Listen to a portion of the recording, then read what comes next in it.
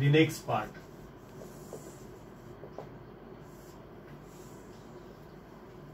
So today's topic we are going to learn is this: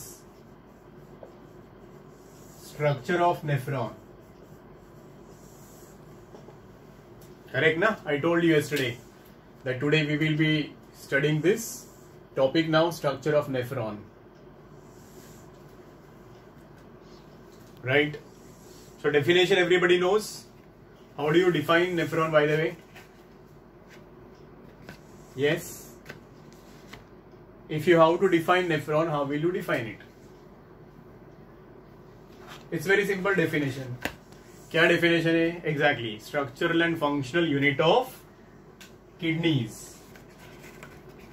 The definition is nephron is nothing but structural and functional unit of kidneys. And how many such nephrons are there? So there are total 1.2 million nephrons are there in each kidney. If you remember, every nephron is about 3 to 5 centimeter long. And if we measure the length of all nephrons together, it would be approximately how much? 110 kilometers. Aram, very good.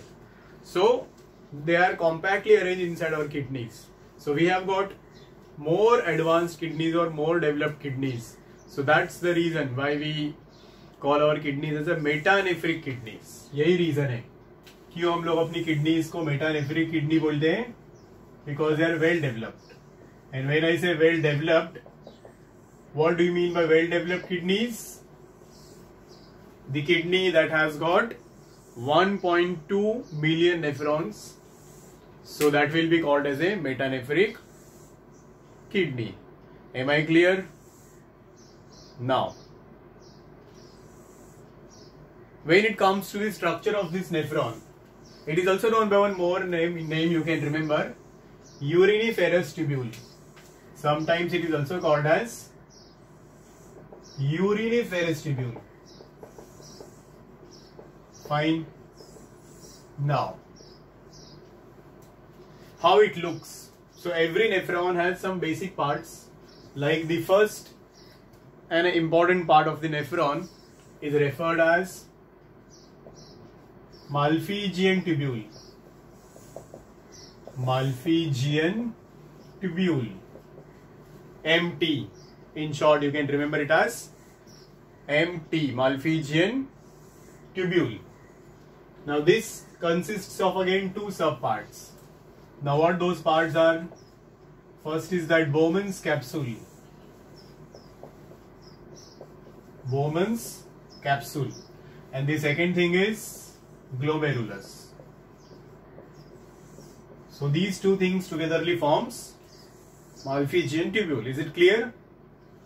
Then comes the second part, which will be called as renal tubule.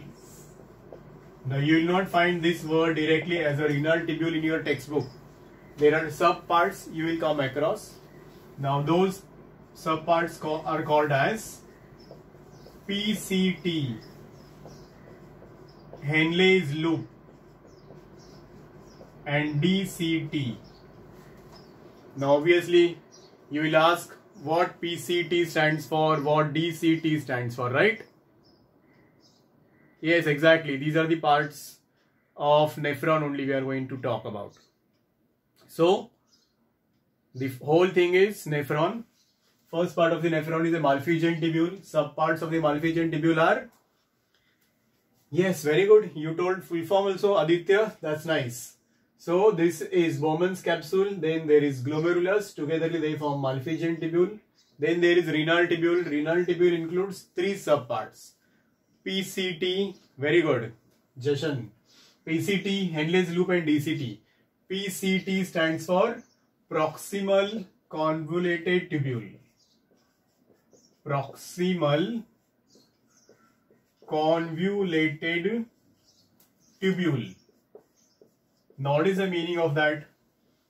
Proximal. Proximal is the first. Convoluted is that coiled. So first coiled tube.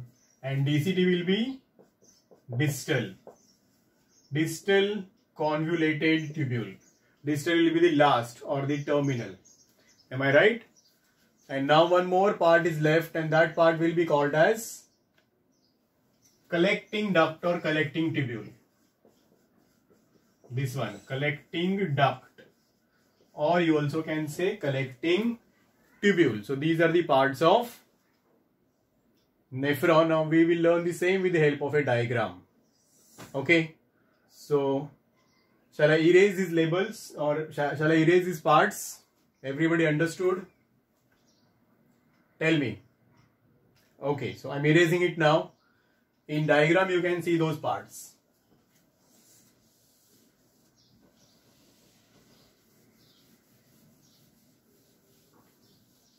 So let's see. You also can simultaneously draw this diagram, because in your textbook very complicated diagram is given. So look, observe carefully how I am drawing, and the same way you are going to sketch it. So watch here. This is the first part, which looks like a cup shape, and this cup shaped structure only is known as a Bowman's capsule. What do you call it as? Bowman's capsule. What are the characteristic features? It looks like cup shape, double layered. So it will have those two layers, outer layer, inner layer, and then in between that it has a space also, that will be called as the urinary space. Did you understand? No explanation will be asked how this nephron looks, but you should know that diagram is possible. Now here comes its first coiled tube. You remember the name for this first coiled tube? PCT, remember? Exactly. So here is your PCT. Now this PCT will continue and will form one U-shaped structure. It will form one U-shaped structure, and this U-shaped structure is now called as next part. What is that? Henle's loop, or loop of Henle also you can call it as. Exactly. And then after this U-shaped structure there will be another coiled tube, and this tube will be now your last coiled tube. That would be called as, yes, you know the name, DCT. So what, did you understand? How are the parts? Bowman's capsule, Henle's loop, PCT, DCT, and now the last or a terminal part left, and that part or the terminal part will be called as this collecting duct or collecting tubule. So simple diagram is there. Now one more thing is left from your list. What is that thing left? Glomerulus. Very good, Jarshan. So where is the glomerulus here then? So glomerulus is actually group of blood vessels or a capillaries. About 50 capillaries. So you remember renal artery that brings blood containing urea inside it. So that renal artery now enters in both the kidneys, divides into small arterioles. Last class में हमने पढ़ा था artery divides and forms arterioles. So here it forms arterioles. So these arterioles enter inside every nephron like this, and then on entering in every Bowman's capsule, it further divides into so many branches, and then it comes outside like this. See the difference? Every renal artery divides and forms small branches. These branches then are called as, now here we have got one label, the arteriole with more diameter. You can check that. This will be called as efferent arteriole. Now this label is not in your textbook. Efferent arteriole. And then once it will enter inside, it will form this branched structure glomerulus. And these two togetherly called as Malpighian tubule. Then this glomerulus unites and forms another tube, which is this efferent arteriole. Are you understanding? समझ में आ रहा है सब लोगों को? Efferent arteriole, efferent arteriole. What is the difference between them?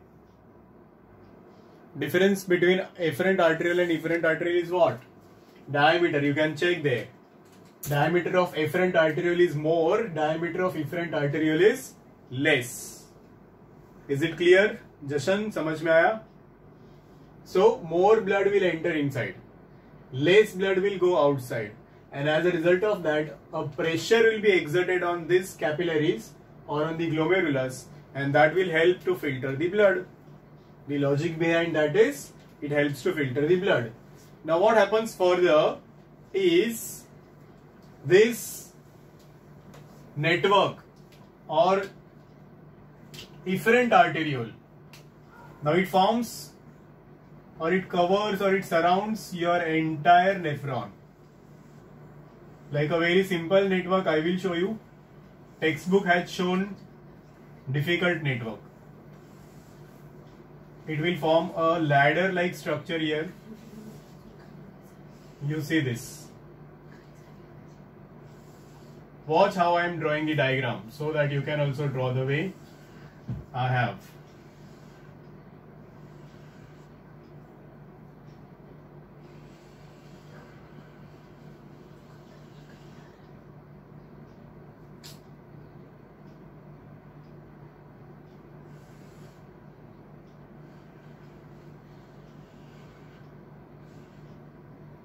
So check now. And now this will go to your renal vein. When it came from renal artery. Now it will go back to your renal vein. I hope you understood the diagram, how it is. Did you? Anybody has any problem with the diagram? It looks beautiful. If you compare with your textbook, you won't be able to draw the diagram from your text. But this is much better. Isn't it? Say, is it okay? Arteriole part is what? This is the branch which has come from renal artery. And then once it comes, it has more diameter. Empty is Malpighian tubule. Not Mahesh tutorials. ठीक है ना? Are you understanding? This is the branch which comes from renal artery. Once it comes with a more diameter, brings more blood, divides into glomerulus, which is a group of 50 capillaries. Again it unites and forms efferent arteriole, which has comparatively less diameter. Then this efferent arteriole forms the network around the remaining part of the nephron. And then it goes and opens into renal vein. And you know renal vein then will go to the heart and will open into that inferior vena cava or post caval. Remember? Yes? That is the network of the blood. Now each part when you talk about. So first part was that Malpighian tubule, empty. Now that consists of two parts. This first part we have here is a cup-shaped structure. Bowman's capsule. It has two layers, outer layer, inner layer. Between them there is a space. That space can be called as a urinary space. This is what the diagram of your nephron Jashan. What did I draw? Same thing I have drawn. Okay. Now, when you talk about next part, that is the difference between PCT and DCT, you can remember some more points. That is obviously what PCT stands for and what DCT stands for. So PCT is proximal convoluted tubule. DCT is distal convoluted tubule. Now if you broadly observe, our kidney can be divided into two regions. Like here we have got a kidney, right? And it has got now two regions. the outer region of the kidney is known as a cortex and the inner region of the kidney is known as a medulla. Remember this.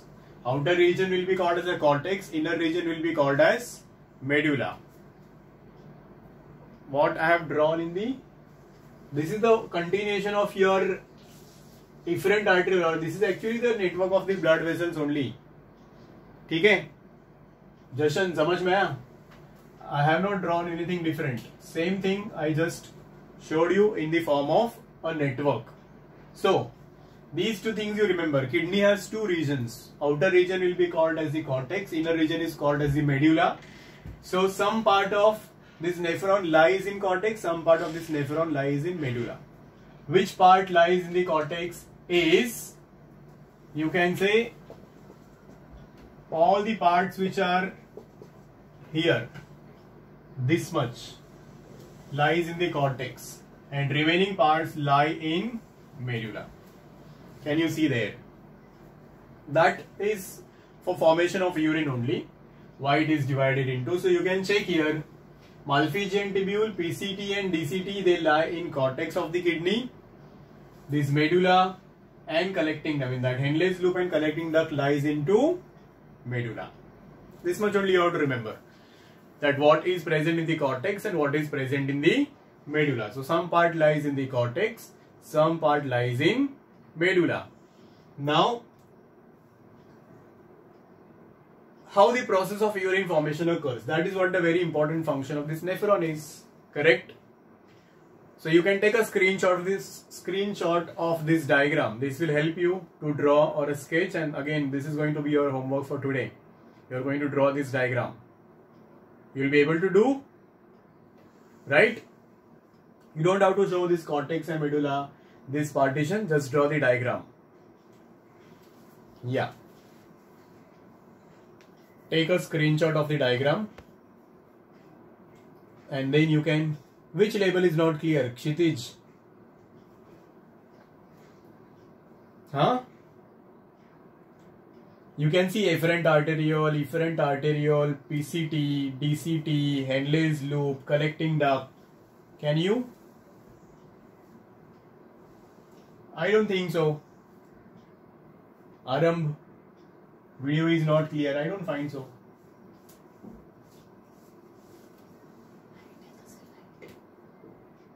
There may be net problem, right? ठीक है. It's okay. I'll also share the diagram to you people. Don't worry. Confident with the diagram, you tell me that. At least. ठीक.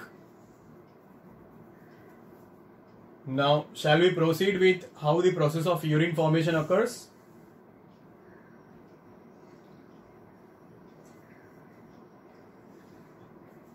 Alright. So I am erasing diagram now. Huh?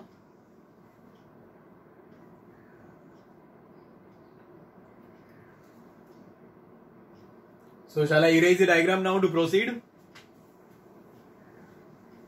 Chalo. The very important part of this topic, how urine is formed, that we are going to do now.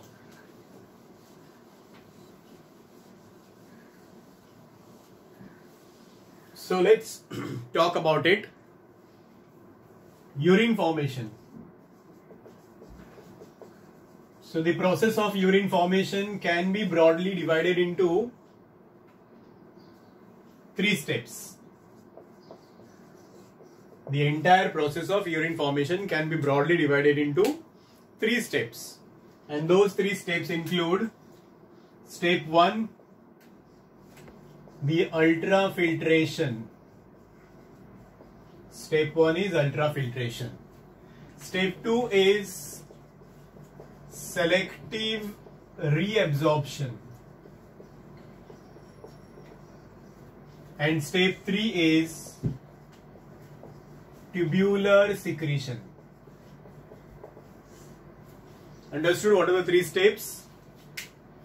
Ultrafiltration, selective reabsorption and tubular secretion. Now your textbook will not involve that selective reabsorption word or a tubular secretion word. Ultrafiltration it will involve, and they have explained it in the form of a paragraph or an essay. So here I am telling you in the form of steps or a sequence. So this will help you to understand your concept. Now beginning with the first step, the ultrafiltration. So what would be the meaning of ultrafiltration? You know that ultrafiltration is nothing but filtration of blood under high pressure. How do you define it? Ultrafiltration is filtration of blood under high pressure, right? So why that pressure is needed? So obviously we have that group of blood vessels or glomerulus.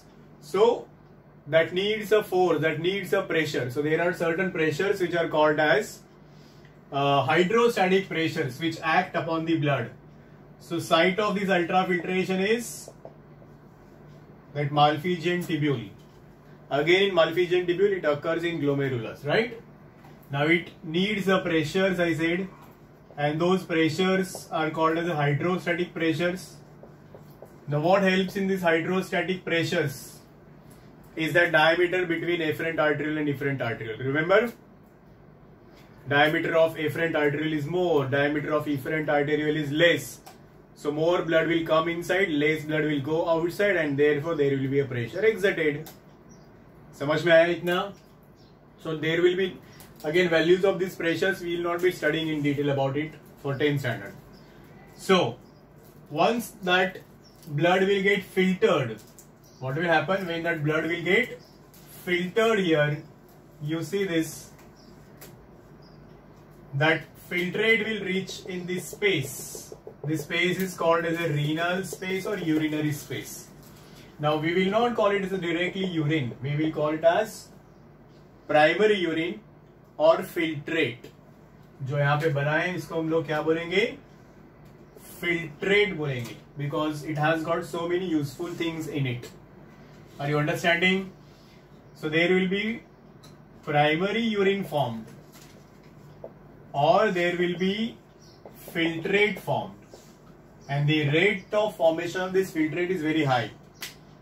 If you measure this primary urine or a filtrate formed in 1 day or 1 minute, if you measure, it would be about 1.25 ml per minute.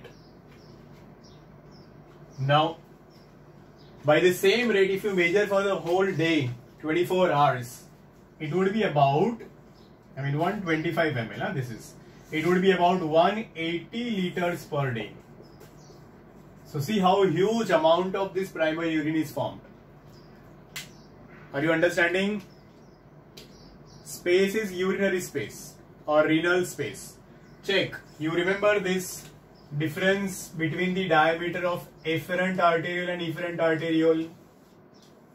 Remember, na? More diameter, less diameter. So more pressure will be exerted on this. So blood is forced to filter. Where it will reach, that filtrate will reach into the space, urinary space. And now we will not call it as a urine, we will call it as a primary urine or filtrate. The rate of this primary urine or a filtrate is 125 ml per minute. And by the same rate, it will be 180 liters per day, which is very high. Thank God this is not the final urine, otherwise 180 liters per day will be so much, isn't it? In fact, if you measure this only 125 ml per minute, capacity of urinary bladder is 1 liter. So within 8 minutes our urinary bladder would have filled completely, isn't it? So after every 8 minutes or even before 8 minutes you will have to run then to empty your urinary bladder. So thank God this is not the final urine, isn't it? समझ में आया इतना? Everybody understood this? What is ultrafiltration, where it occurs, and what happens in ultrafiltration? Simple, eh? Now, this filtrate has got so many useful substances. Like it has got water, then it has, of course, salts. Then it also has glucose, which is another important substance. Amino acids. So water, salts, glucose, amino acids. Then it will also have